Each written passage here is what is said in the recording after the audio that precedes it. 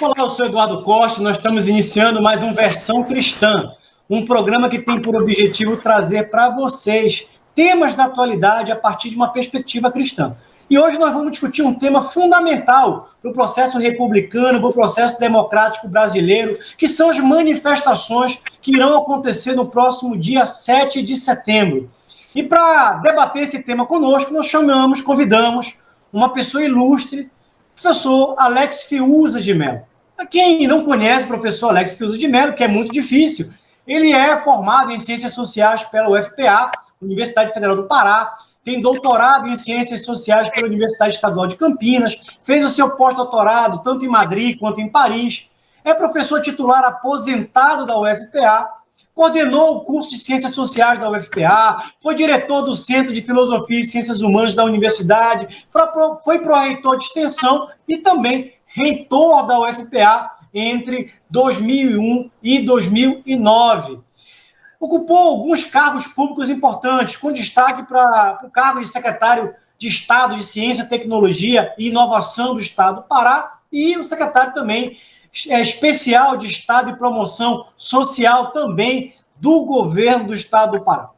Para debater conosco, nós contamos aqui com a presença também ilustre da Paula Andrade, bacharel em Direito e especialista em regulação.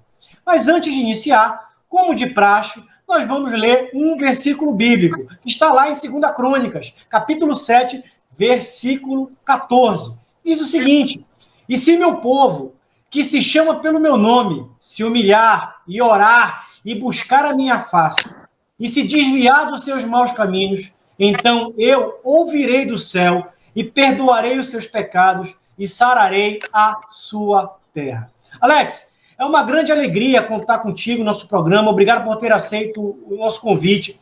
Você que tem, nos últimos anos, através do seu blog, Zoom Político, que inclusive as pessoas estão vendo o link aqui no nosso canal aqui, produzido uma série de reflexões. Você escreve muito bem, você é uma pessoa que consegue trazer com muita propriedade um debate político sobre temas da atualidade.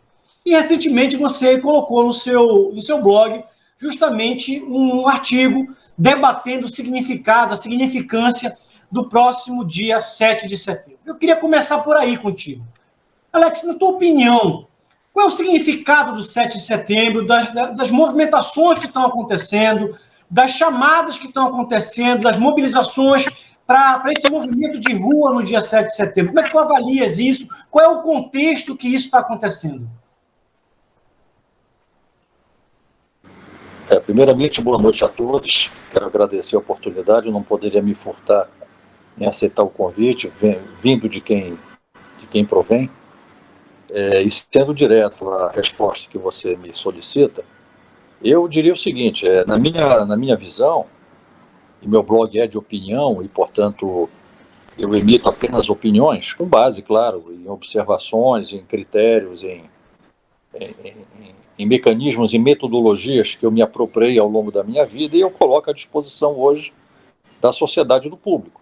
Mas é uma opinião apenas, então nada mais do que uma opinião e, portanto, pode-se concordar, discordar. O problema não é esse, o problema é a perda do ambiente democrático para isso. Então, nós temos que resgatar o ambiente democrático para discutirmos e debatermos com civilidade, né, com pluralismo de ideias, com respeito recíproco, né? Isso tem tudo a ver, eu acho, que com o fundamento cristão da percepção da vida e da existência. Esses temas delicados como esse. Na minha opinião, e é isso que eu argumento nos meus textos, o 7 de setembro representa o clímax, né, o ápice, né, o ponto mais aguçado daquilo que eu venho denominando de guerra brasileira. O conceito que eu estou usando de guerra brasileira é um conceito que ele me surgiu à mente no momento em que houve uma ruptura, que eu digo, da nova república, com a eleição de Jair Bolsonaro em 2018, que interrompeu um período de sucessão entre PSDB e PT, que foram os dois grandes partidos que canalizaram em torno de si, né, vamos dizer assim, o controle, a hegemonia do espaço político nacional. O Jair Bolsonaro, queiramos ou não, isso é um dado empírico, ele é um outsider nesse jogo todo.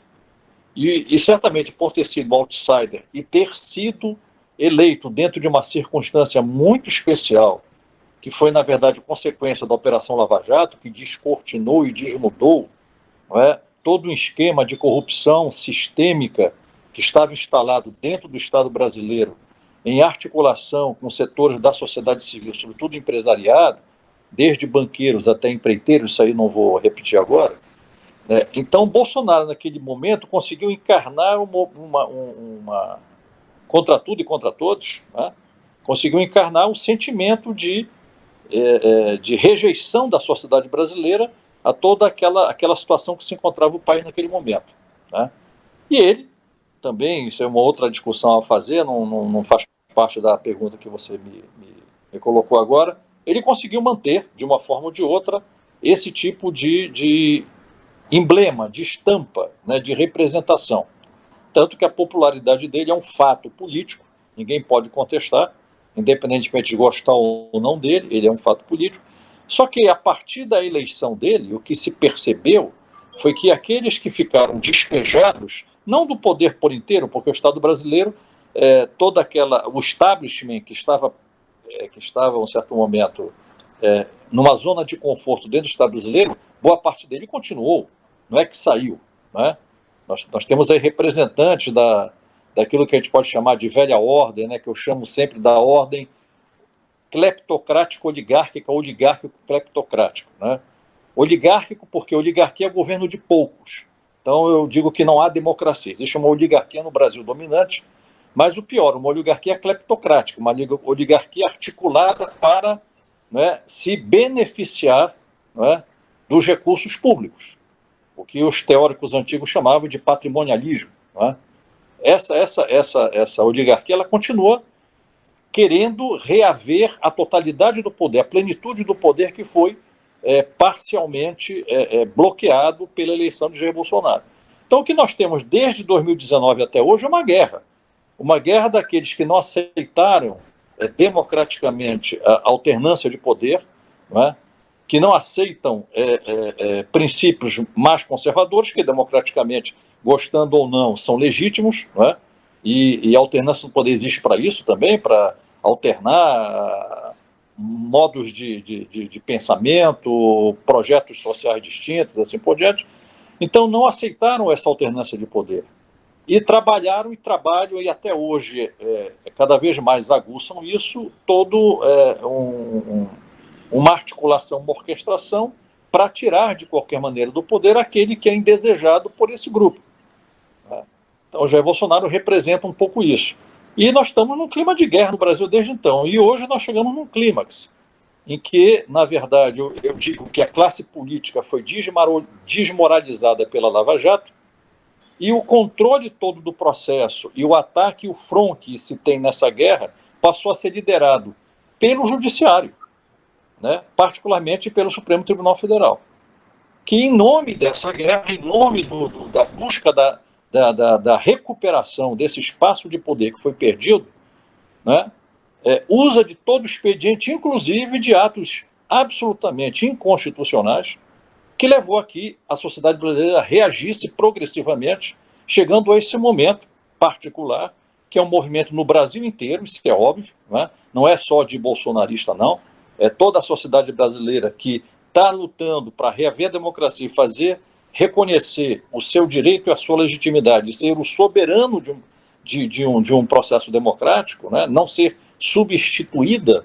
por quem não foi eleito para isso, ela está se manifestando. Então, o 7 de setembro representa o clímax dessa guerra, né, a partir do qual nós não sabemos o que é que pode ocorrer exatamente. Né, Alex, e temos que ter alguns temores sobre a consequência do que pode vir a partir do dia 7. Alex, eu queria aproveitar essa tua deixa aqui e explorar um pouco mais algo que você colocou agora e que você explora com muita propriedade no artigo que você escreveu no seu blog. Inclusive, você fala que há um desfazimento. Você usa até um adjetivo vertiginoso do Estado Democrático de Direito. E você cita que isso tem origem nas decisões arbitrárias do STF. Você vai além no teu blog. Você diz que, na verdade, tem um golpe de Estado que já foi instalado pelo establishment, como você mencionou, liderado pelo STF. Sim. Fala um pouquinho mais para a gente sobre essa tua compreensão. Sim, em toda a República Democrática moderna contemporânea, não é? A ideia da separação dos poderes e a criação de um terceiro poder que não existia na origem da democracia moderna liberal, por exemplo, na Revolução Inglesa de 1688, foi criado um segundo poder para contrabalançar o poder do monarca absoluto, que foi o parlamento. Só a partir do século XVIII, né, e sobretudo a partir dos trabalhos de Tocqueville e outros autores, né, a ideia de surgir um terceiro poder como um poder moderador, exatamente para contrabalançar crises eventuais que ocorriam entre rei e parlamento, o que criava instabilidade política permanente. Então, a ideia do terceiro poder é a ideia do poder moderador. E passou a ser um poder mais estratégico, ainda que é o único não eleito. É o único poder que não é eleito. Razão pela qual é o poder que tem apenas que garantir o cumprimento do pacto social, daquilo que está no contrato, que é representado na Constituição. Ora, o poder moderador, o poder judiciário, em cada república democrática, tem exatamente essa função e esta única função. Não de escrever leis e não de executar governo, não de governar, não é? Mas de garantir de que seja executivo, seja judiciário, cumpram exatamente aquilo que está estabelecido no pacto e não se afastem do pacto. Ora, quando um poder que não é eleito, não tem legitimidade para governar, e é chamado apenas para cumprir esta função, que é uma nobilíssima função, começa a ultrapassar o seu papel, não é? Começa a exacerbar o seu poder, a se intrometer em outros poderes, a legislar, a se intrometer no executivo e a burlar a própria Constituição e o próprio Estado de Direito, o poder que é chamado exatamente para garantir o Estado de Direito, ele descumpre o Estado de Direito. Então nós estamos no retorno àquilo que o Thomas Hobbes chamava de Estado de natureza, onde a força, e não mais a norma pactuada, é que determina o rumo da sociedade, o rumo das coisas. Então nós estamos no caos, na barbárie. E o STF já tomou esta posição e está diariamente quase infringindo o Estado de Direito e a Constituição.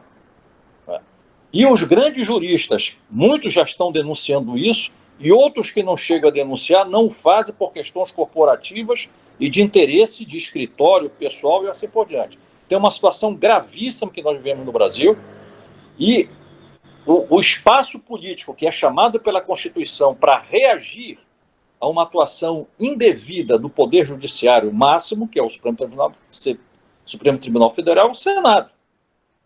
Mas o Senado declina disso porque é constituído por pessoas que são réus dentro do próprio Supremo, tem foro privilegiado, e para se proteger de uma reação do juízo do Supremo, não tem a coragem, né, de abrir um processo de investigação desses atos extremos, esses abusos de autoridade que vêm do Supremo Tribunal Federal.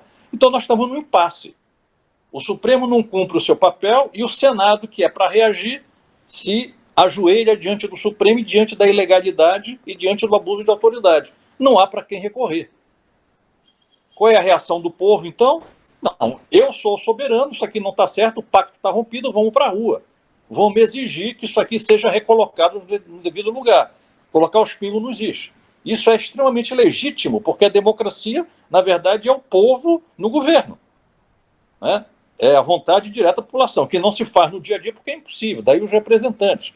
Mas os representantes que na democracia representativa tinham que representar a vontade popular estão indo de encontro à vontade popular, estão insensíveis à vontade popular. Então o povo reage. Em qualquer lugar do mundo isso acontece. Claro que isso aqui é um processo, não é da noite para o dia, e não está acontecendo da noite para o dia. Isso vem amadurecendo ao longo dos meses, ao longo dos últimos anos, e nós chegamos numa situação já insustentável de que ou o povo reage ou vai ser implantado de uma vez por todas um estado de exceção no Brasil, que já está ocorrendo, na verdade, na prática. Então isso é muito grave. Então não é o que está se dizendo que é um ato golpista, ao contrário, é um ato de contragolpe. O golpe já está sendo dado, já foi dado. Essa é uma reação popular ao golpe que foi dado por quem não tinha legitimidade de fazer o que está fazendo. Muito bem, Alex, nós estamos chegando aqui ao final do nosso primeiro bloco, foi rápido, e a tua fala foi muito cirúrgica, nós temos ainda aproximadamente 1 minuto e meio. Eu queria que nesses próximos 60 segundos, Alex, você respondesse uma pergunta de uma forma muito objetiva. Você acha que com as ações que estão sendo impetradas pelo STF, as nossas liberdades individuais aqui no Brasil estão ameaçadas? Não só estão ameaçadas, elas já estão sendo violentadas, já estão sendo desprezadas. Né? Nós estamos vivendo uma situação que se viveu em 64, só que com a ditadura da farda. Hoje é a ditadura da toga. Né? Só que naquele momento, o que é mais grave hoje, que quem está fazendo isso é quem deveria zelar pelo Estado Democrático de Direito, que não é papel direto dos militares, é do judiciário. Só que a ditadura da toga, como dizia Rui Barbosa, é a pior de todas, porque não há quem recorrer. Vai recorrer a quem? Não é? O povo tem que recorrer a si mesmo. Ou o povo se descobre. O ponto positivo é o seguinte, a gente pode terminar essa primeira fase da entrevista com isso. De tudo isso, o mais positivo é o povo se descobrir sujeito da sua história. E soberano que tem volição, sabe o que quer e se impõe. Os políticos têm que aprender a ter medo do povo quando não cumpre a vontade popular. E não ficar numa zona de conforto fazendo o que querem de costa para o povo. Então tem que amedrontar, sim, os representantes. Porque os representantes, como o nome diz, são delegados do povo. Não podem estar de costas para o povo. E muito menos o judiciário, que não pode burlar a Constituição e a lei. Isso é um contrassenso. Isso é o máximo da ditadura. Máximo do totalitarismo. Isto é fascismo. Isto é fascismo. O fascismo é totalitarismo. Não é? O judiciário está tendo um papel fascista no Brasil. Chegamos ao final do nosso primeiro bloco do programa Versão Cristã, um debate muito interessante. Não desligue, em menos de 3 minutos nós vamos retornar, e aí eu quero ouvir a intervenção da Paula para a gente continuar esse debate sobre, inclusive, o risco que nós temos de uma ruptura institucional no Brasil.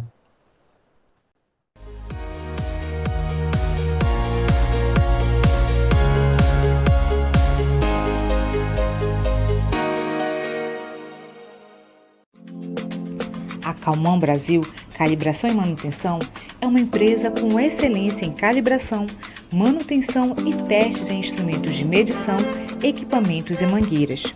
A calibração dos equipamentos é atividade vital e deve ser realizada frequentemente. E a Calman é o lugar ideal. Possui certificação ISO 9001, tem laboratórios equipados com padrões modernos. Nossos técnicos são qualificados e possuem o treinamento e o equipamento necessários para oferecer teste e calibração de qualidade. Calman Brasil, calibração e manutenção do jeito certo.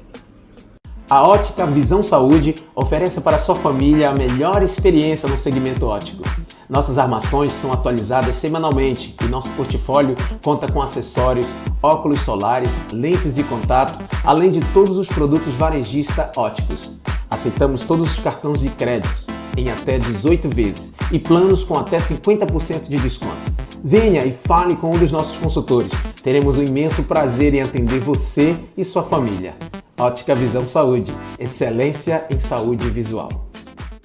SOS Extintores, sua opção em segurança com ampla linha de equipamentos para combate a princípios de incêndio com alto padrão de qualidade e segurança. Extintores de incêndio da linha convencional, mega e premium, tudo para quem quer resposta imediata, efetiva e segura na proteção de vidas e patrimônios. Ampla linha de sinalização fotoluminescente, mangueiras de incêndio, soluções personalizadas de acordo com o seu empreendimento, seja residencial, comercial ou industrial. Solicite seu orçamento. Somos a loja Varejão do Frango. Trabalhamos com qualidade e com o menor preço da cidade. Atuamos no ramo de frango vivo, abatido na hora, com variados tipos de corte e galeteria. Nosso produto vai para a sua mesa com a procedência de qualidade do produtor para o consumidor. Estamos localizados em Coraci, na feira da 8 de maio, trabalhando e inovando para atender melhor os nossos clientes.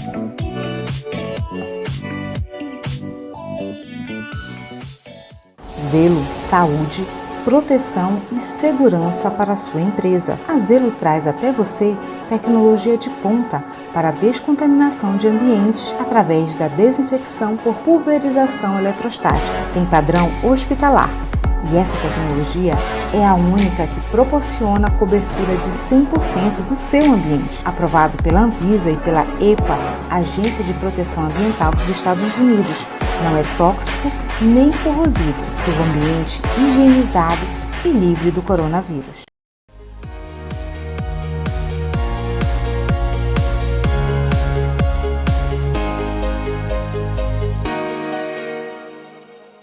Muito bem, nós voltamos ao nosso segundo bloco do programa Versão Cristã, um programa que tem por objetivo trazer para vocês temas da atualidade a partir de uma perspectiva cristã. E como de costume, de praxe, você que nos acompanha sabe, todo programa nós fazemos uma sugestão de leitura. E nós vamos sugerir, no dia de hoje, o livro do Franklin Ferreira, um teólogo bastante conceituado, Contra a Idolatria do Estado, o papel do cristão na política.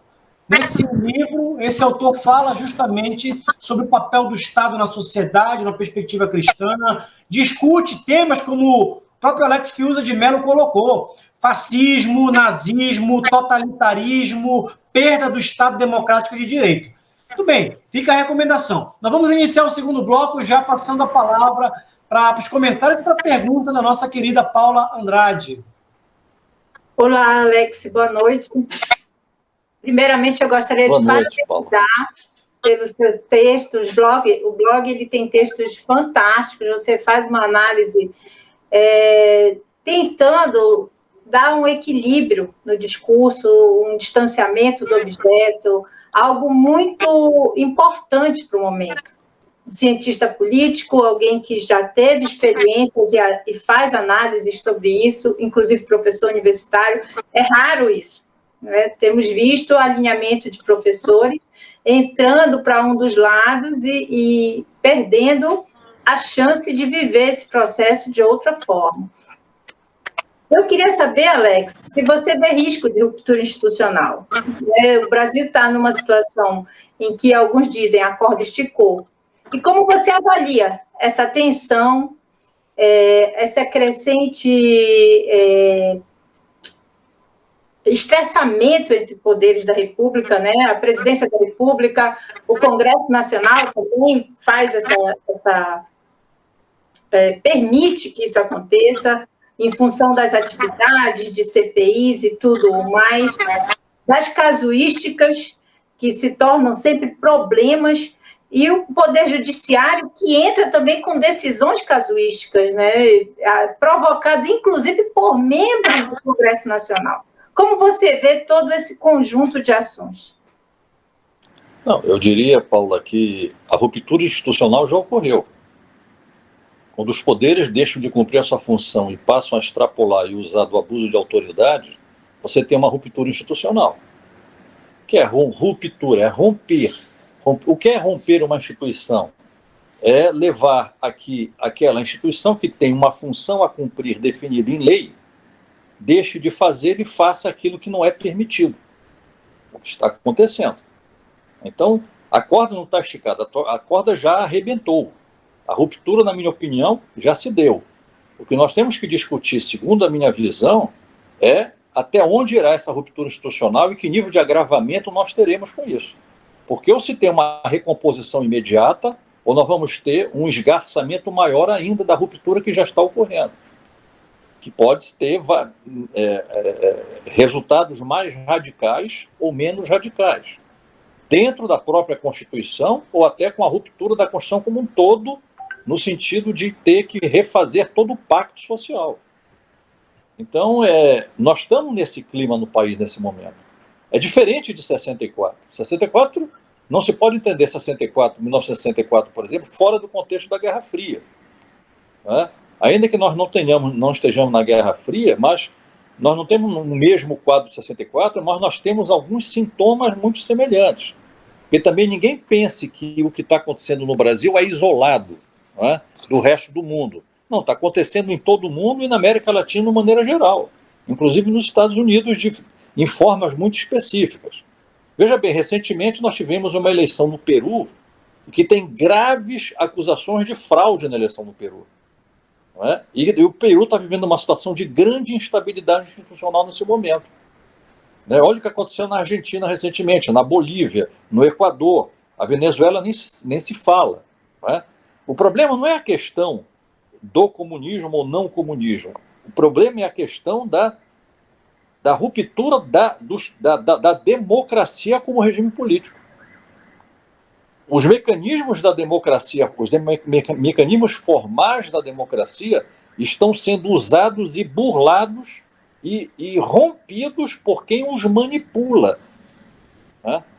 No mínimo, pense bem, no mínimo é suspeito um Tribunal Superior Eleitoral que tem que garantir que uma eleição seja absolutamente imparcial e seja absolutamente legítima, quando nós temos, não é mais indício, nós temos provas de que o sistema já foi invadido e que se criou, portanto, se não temos prova de que houve fraude, nós temos prova material de que o sistema não é seguro, que ele já foi invadido. Ora, por que não aperfeiçoar o sistema se existem mecanismos eletrônicos para isso? Por que tanta rejeição a isso, se é para pacificar o ambiente político?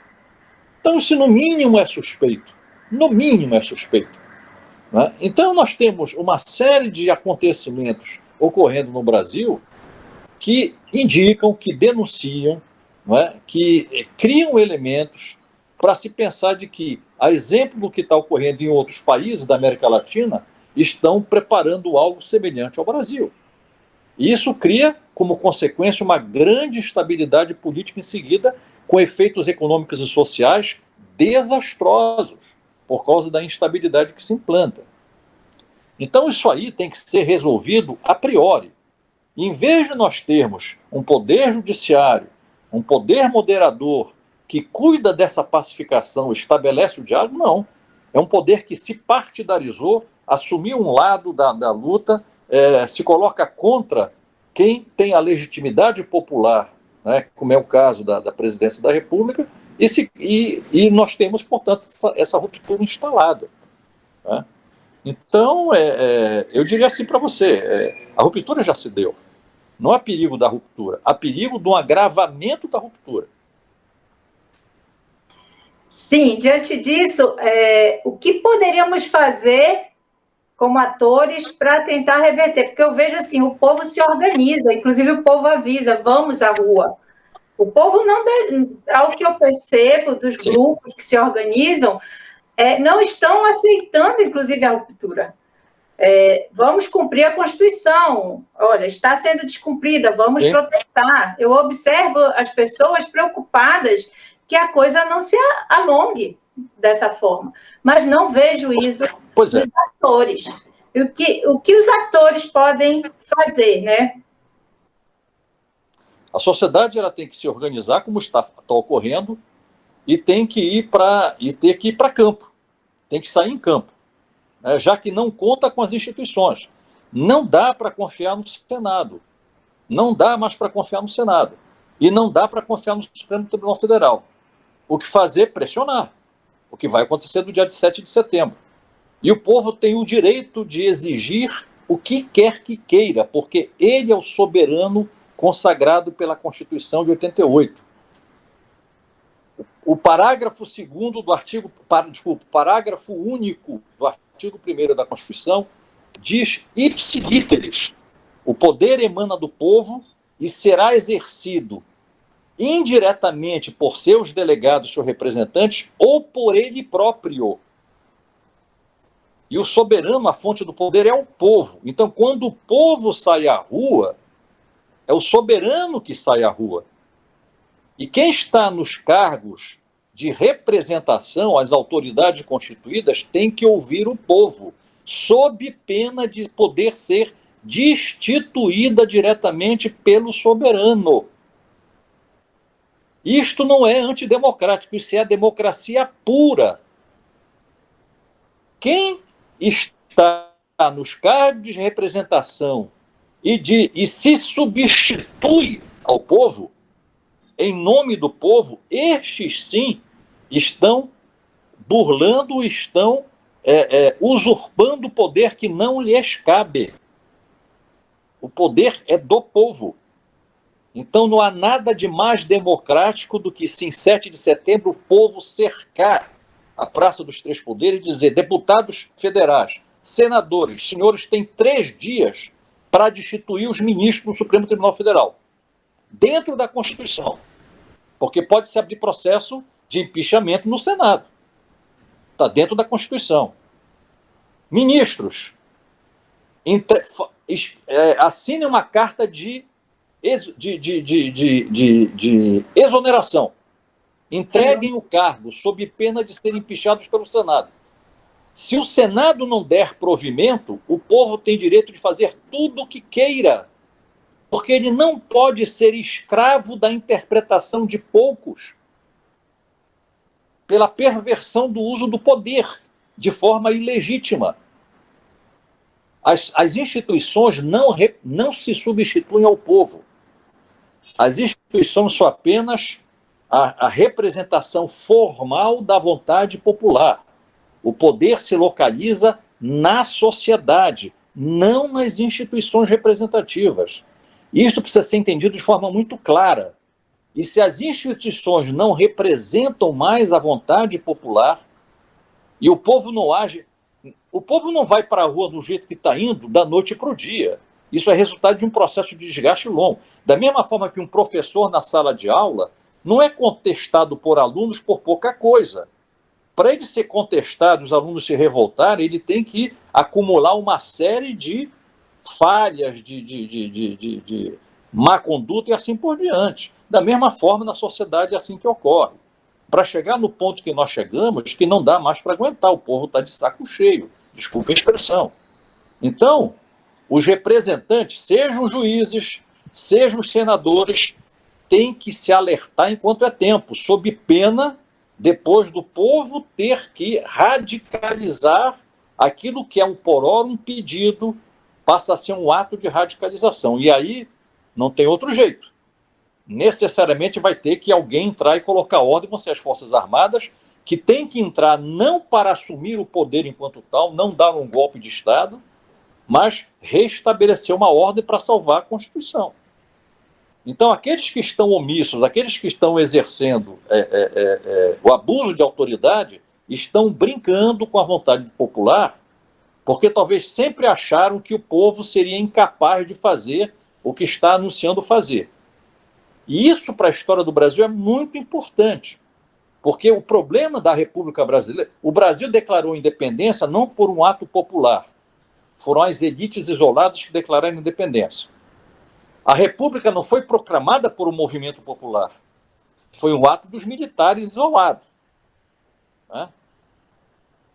Os golpes que se deram dentro da República, os estados de exceção, também não foram resultado de um movimento popular, muito pelo contrário. Né? E quando você tem um movimento de pelares diretas para restituir a redemocratização a partir de 85, quem se instala no poder, ao invés de honrar o que se chamou de Nova República, se revelou uma farsa, trai a vontade popular em benefício de projetos de poder corporativos dos próprios grupos. E é este establishment que se estabeleceu a partir de 85 e que está sendo questionado hoje pela sociedade, que não se sente mais representada por aqueles que traíram, da direita à esquerda. Não é uma questão partidária, nem uma questão ideológica. É uma questão de ausência de república, eu diria até o seguinte, ausência de ética e ausência de caráter daqueles que ascenderam ao sistema político, talvez porque os próprios partidos, via de regra, estão minados e não conseguem colocar candidatos que, de fato, representem a vontade geral da sociedade. Então, o que nós estamos vivendo no Brasil hoje talvez seja a eclosão pela primeira vez de um grande movimento que pode resultar até no limite, dependendo da reação das autoridades que estão hoje constituídas, numa guerra civil. Eu não excluo essa possibilidade. Eu não vejo ela imediatamente como possível, mas ela não é impossível, dependendo da temperatura que ficar a partir de 7 de setembro. Muito bem, Alex, nós estamos chegando já na parte final, nós temos ainda mais uns 2 ou 3 minutinhos. Eu queria fazer uns comentários em relação à tua intervenção, já deixando algumas perguntas para o próximo bloco. Primeiro que, como cidadão, como um democrata, na verdade, nós defendemos a democracia acima de tudo. Nós não queremos intervenção militar, nós não queremos ruptura institucional no Brasil.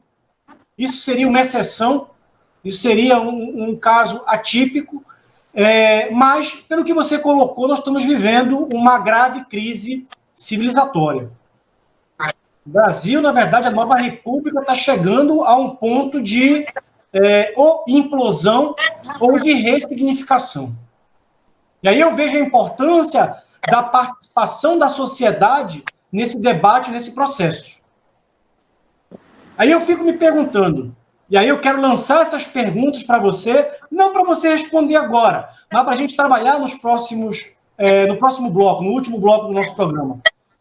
Bom, se por um acaso houver um fracasso das manifestações do dia 7 de setembro, isso significará o quê? Será que isso vai significar, de certa forma, o triunfo do tal do mecanismo que foi desnudado pela Operação Lava Jato? O triunfo dessa oligarquia cleptocrática que você aponta? E também a pergunta, né? Quer dizer, o que vai ser o nosso dia seguinte, o day after, desse dia 7 de setembro? E aí eu fico me perguntando como cidadão. Esse momento é um momento que exige coragem e audácia. Os cidadãos de bem precisam ter a audácia e a coragem que os canalhas muitas vezes têm. E muitas vezes nós não queremos nos envolver.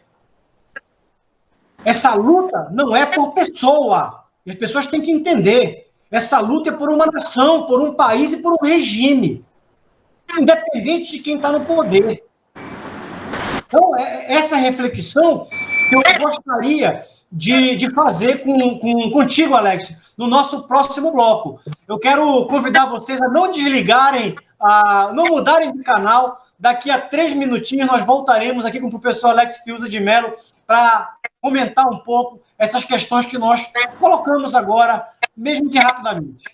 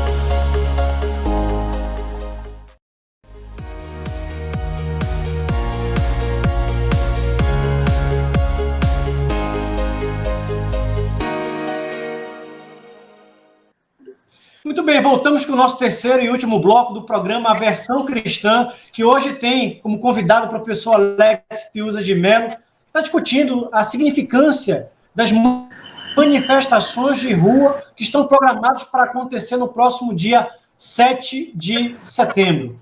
Terminamos o último bloco fazendo algumas perguntas. E eu gosto sempre, Alex, de pensar proativamente.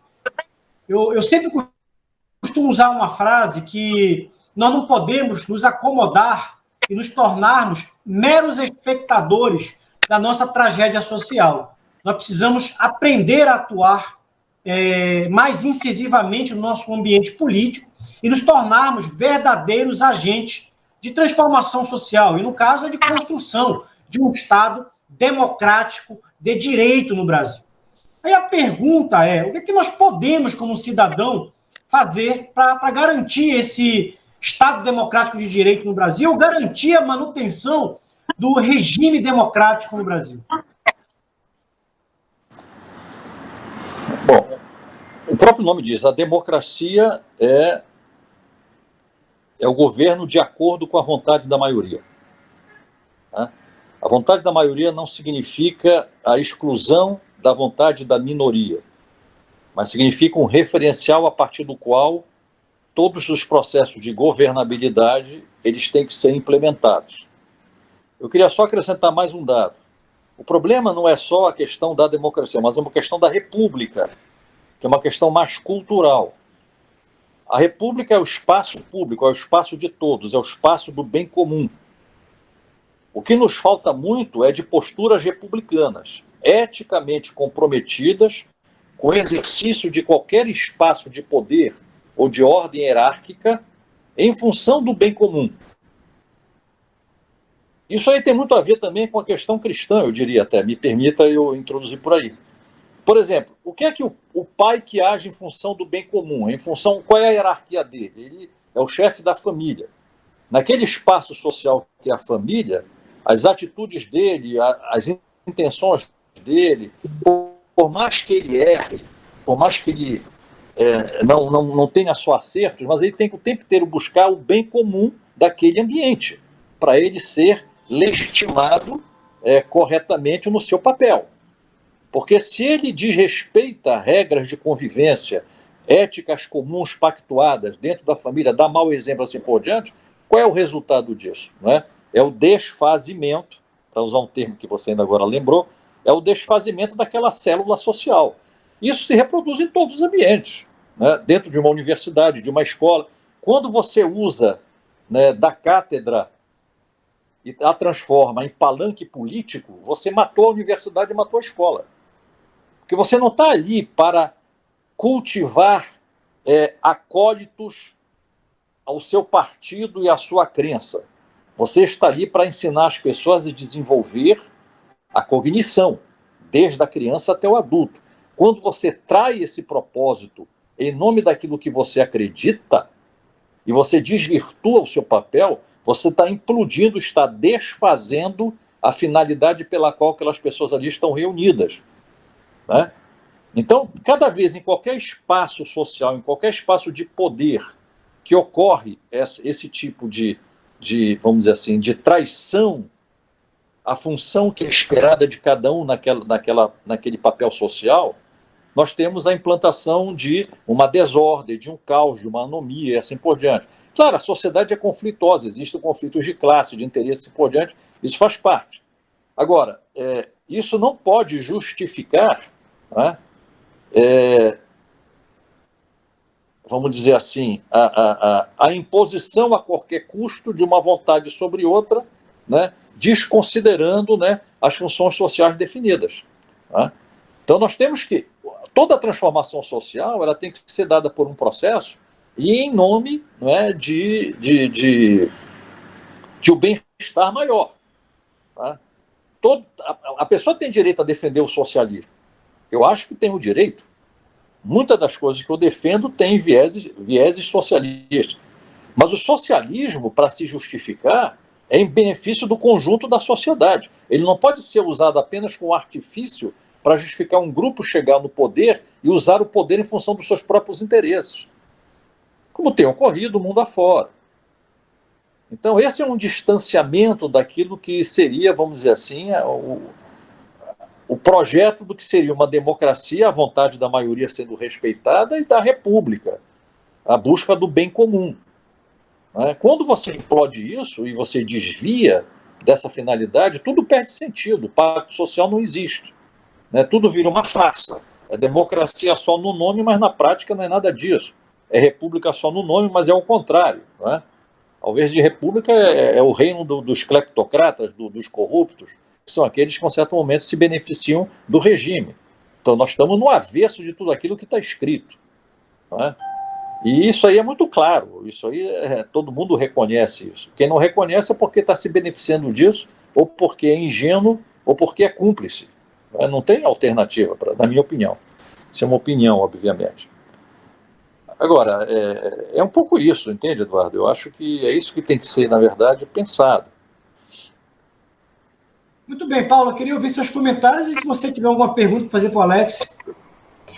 Eu percebi, professor, que da semana passada para cá, o establishment tem tido algum tipo de reação, ou tentando esvaziar movimentos, ou tentando fazer que movimentos do outro lado tenham maior força e maior representatividade, até marcando protestos para o dia 12, tentando esvaziar o dia 7. Essas reações do establishment demonstram que eles percebem a população insatisfeita e tentam vilipendiar esse direito, esvaziar esse direito, ou conduzir a população de outra forma. Como a população observa isso? Dar mais revolta. O que observa é uma certa revolta das pessoas ao ver essas manobras. Não é? Hoje o Lewandowski... percebendo, né? Hoje o Lewandowski... Essas pessoas, na verdade, essas pessoas não são democratas. Sim. Um democrata é aquele que aceita uma regra do jogo e está disposto a ver o adversário assumir o poder legitimamente, por vontade popular. Assimila a alternância de poder como uma coisa natural. Não pode ser democrático aqueles que, no dia seguinte à eleição do adversário, já está dizendo fora Collor, fora FHC, fora Temer, fora Bolsonaro, no dia seguinte à posse. Isso não é democracia, isso não é espírito democrático. Da mesma forma que não é democrático querer que o Lula saia ou a Dilma no dia seguinte à posse.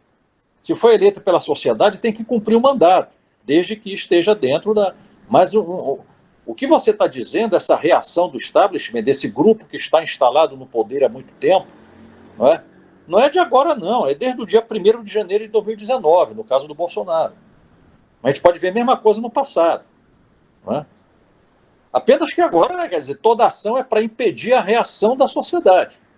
Tanto que quando a sociedade reage, o que é que dizem os iluministas, entre aspas? É um ato antidemocrático. Por que antidemocrático? Quem é a democracia, então? São eles próprios? Eles se substituem ao povo para dizer que o povo está indo contra a democracia? Isso é um paradoxo absurdo. Isso aí é o contrassenso por natureza. Então, é esse jogo de narrativas. Na verdade, o que é o jogo de narrativas? É a luta pela hegemonia. As esquerdas perderam a hegemonia pelas suas próprias incoerências. O povo não acredita mais nas esquerdas por aquilo que elas demonstraram de incoerência. Isso é uma pena, porque o sinônimo de esquerda não deveria ser esse, como de direita também. Esquerda necessariamente não tem nada a ver com corrupção, como direita também não tem nada a ver com corrupção necessariamente. Mas quando as coisas são associadas em função dos comportamentos dos líderes, isso é péssimo para a causa. Seja para a causa da esquerda, seja para a causa da direita. Porque seja a esquerda, seja a direita, tem causas que são legítimas. Agora, os seus representantes têm que ter coerência. Ninguém pode roubar o erário público porque em nome do povo. Que história é essa? Então você está roubando o povo em nome do povo? Você está se apropriando do poder em nome do povo? E quando o povo reage, você diz que é antidemocrático? Isso é de uma canalice, desculpa o termo, de uma patifaria, de uma falsidade, de uma hipocrisia desmedida, sem tamanho. Então essa narrativa de tentar inverter as coisas, inverter a realidade, é típica daqueles que têm vocação não para a democracia, mas para o autoritarismo, para o totalitarismo e para a opressão. Alex, o que a gente observa no espectro político brasileiro, lamentavelmente, é uma tentativa de construção de narrativas e, sobretudo, de falsas narrativas. Eu, como cidadão, muitas vezes, o que eu me sinto é manipulado, muitas vezes.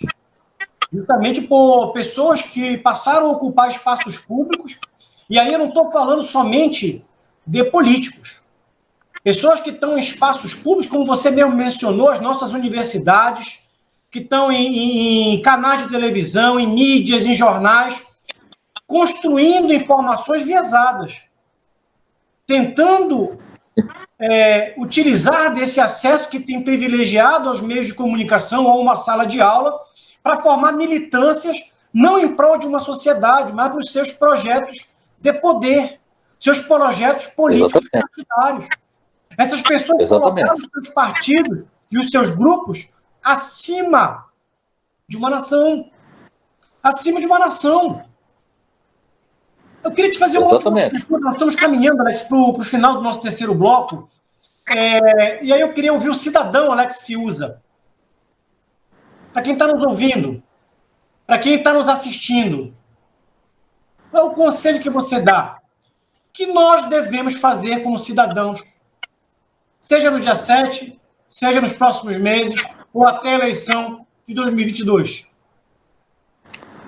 Eu acho que o cidadão, pelo próprio termo cidadão, vem de pod, de cidade, quer dizer, é o indivíduo que tem os direitos à vida comum na cidade e que tem responsabilidade sobre isso. A sociedade é toda hierarquizada e estratificada, quer dizer, os poderes não são idênticos iguais, a capacidade de mobilização, de interferência, de intervenção, de influência, varia de indivíduo para indivíduo. Não é? O que eu diria é o seguinte, independentemente do lugar em que você se encontre dentro dessa estrutura social, o verdadeiro cidadão é aquele que no lugar que está, dentro do espaço que lhe é acessível, dá o máximo de si para trabalhar pelo bem comum. Né? E ser ativo nisso aí, não ser omisso. Né? Então, você pode ser bom cidadão sendo professor ético, sendo uma dona de casa ética, seja um trabalhador ético, não é? Que não significa não ter conflito, não significa não lutar pelo próprio interesse, mas é não perder de vista, não é, o bem comum pelo qual você gasta a sua energia no dia a dia. Não é?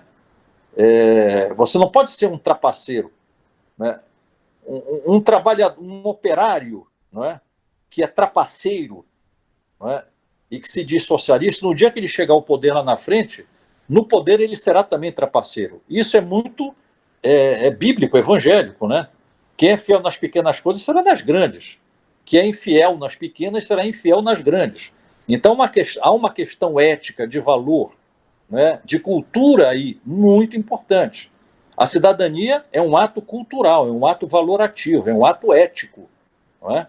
Então, participar plenamente de todos os espaços sociais em que você tem acesso, né, desde dentro de casa, dentro da sala de aula, dentro da fábrica, até as ruas, quando for o caso, seja para votar, seja para contestar, assim por diante, mas se fazer presente. Porque se você não se fizer presente, outros ocupam o seu lugar e deliberam o seu destino no seu lugar por você mesmo e pelos seus descendentes. Isso é ser cidadão, na minha opinião. Muito bem, Alex, eu quero agradecer a tua gentileza, a tua generosidade. Quero agradecer a Paula Andrade também por participar de mais uma Versão Cristã. A Paula, que tem sido assídua, debatedora em nossos programas aqui. Acho que a fala do Alex, ela foi muito feliz, foi muito cirúrgica, precisa. O Brasil, Alex, eu estou convencido disso, ele precisa de uma nova geração de líderes em todas as áreas, uma nova mentalidade, mas que esses líderes prezem pela coisa pública. E nós, como cidadãos, precisamos entender o que é a res pública. Nós temos responsabilidade pela res pública, pela coisa pública. Nós nos acostumamos, muitas vezes, a sermos meros espectadores da política, dos acontecimentos sociais, dos fatos sociais. Está na hora dessa nova geração, está na hora da sociedade brasileira ter uma atitude mais proativa e não reativa. Está na hora de nós sairmos do Facebook, do WhatsApp, das mídias sociais, porque indignação que fica apenas em mídias sociais não se materializa em uma transformação social verdadeira. Está na hora de nós irmos... Pois não, Alex? Não, completo. Eu quero só falar no final um insight que eu tive ouvindo você agora. Está na hora de nós termos uma proatividade maior. E mais do que participar ativamente dos processos políticos, nós precisamos eleger melhor. Nosso Congresso Nacional, ele se assemelha com as sessões, e honrosas as sessões, a um sepulcro caiado. Está fétido, está podre, está apodrecido por dentro.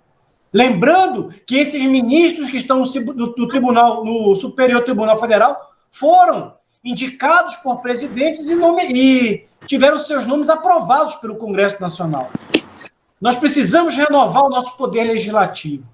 E nós só podemos fazer isso através do voto. Alex, 30 segundos para você terminar o nosso programa, e você termina com a sua fala do nosso programa de hoje. Eu queria, Eduardo e Paula, aproveitando já agradecendo antecipadamente o convite, a honra foi minha de ter participado, eu queria deixar minha última mensagem aos jovens, particularmente aos jovens. Um pouco inspirado no que você acabou de dizer, que me veio um insight aqui. Eu queria dizer aos jovens o seguinte: muito cuidado com a vida que vocês vão ter daqui em diante. Por que eu estou dizendo isso? Porque eu acompanho e percebo, sou sociólogo e observo isso, não precisa ser sociólogo para observar isso também, que os jovens hoje estão muito ligados nas redes sociais e nos meios de comunicação. Só que WhatsApp, Facebook, Twitter e assim por diante, quando são bons canais, veja bem, quando são bons canais, no máximo são canais de informação. Quando não são fake news, são canais de informação. O que eu quero dizer para o jovem? Muito cuidado. Informação não é conhecimento. E se você não buscar o conhecimento para além da informação, tenha certeza que esse conhecimento existe, é apropriado por poucas pessoas e que o usam contra você, sem você se aperceber. Porque só se percebe quem tem conhecimento. Quem vive só de informação não tem conhecimento e é manipulável. Eu dou um exemplo. O que é informação e conhecimento? Uma coisa muito simples, vamos usar a física. A informação é saber que a Terra gira em torno do Sol, correto?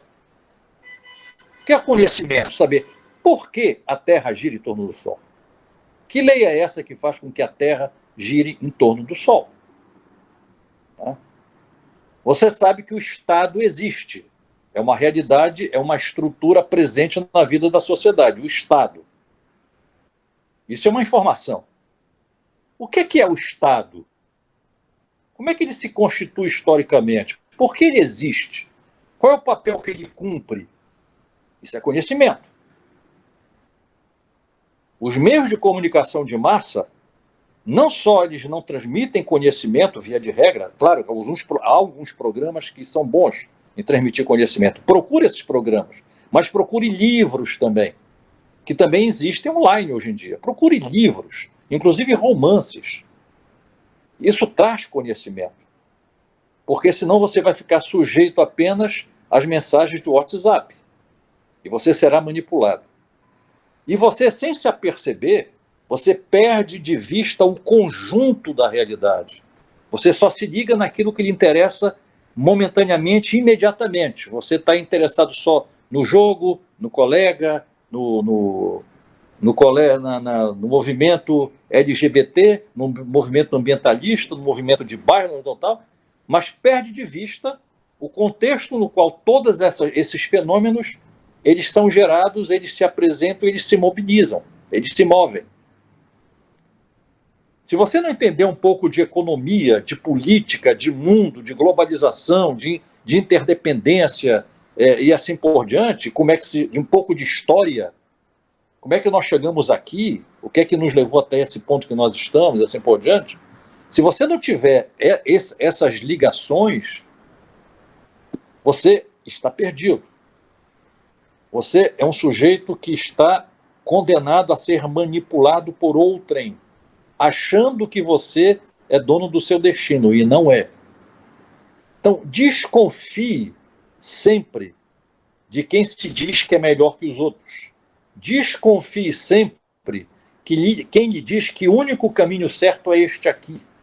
Desconfie sempre quem lhe apresenta uma utopia absoluta. Desconfie sempre de qualquer absolutismo, desconfie sempre de qualquer fundamentalismo, desconfie sempre daqueles que se apresentam as pessoas mais honestas do Brasil. Esses são farsantes, esses sempre são falsos profetas, esses que se dizem melhores que os outros, não acredite, né? Acredite sempre naqueles que são mais comedidos, têm mais cuidado em lhe dizer a coisa, tem até quase uma vergonha de dizer para você o que é que ele acha melhor, porque ele respeita a sua posição, ele tem cuidado em não lhe influenciar além do que ele tem direito. Se cerque dessas pessoas, busque essas pessoas, porque as outras são farsa. Muito cuidado, porque você pensa que está sendo um sujeito da sua vida, mas você está sendo apenas objeto da ação dos outros que lhe usam em função dos seus próprios benefícios.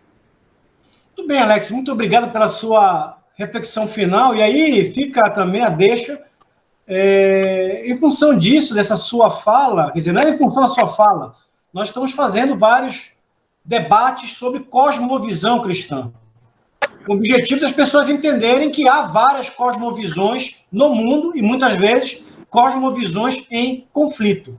Esse foi o nosso programa Versão Cristã de hoje. Recebemos o professor Alex Fiuza, tivemos como debatedora Paula Andrade, e eu acho que vocês certamente gostaram muito desse debate. Que Deus abençoe a todos. Até o nosso próximo programa. Este programa é um oferecimento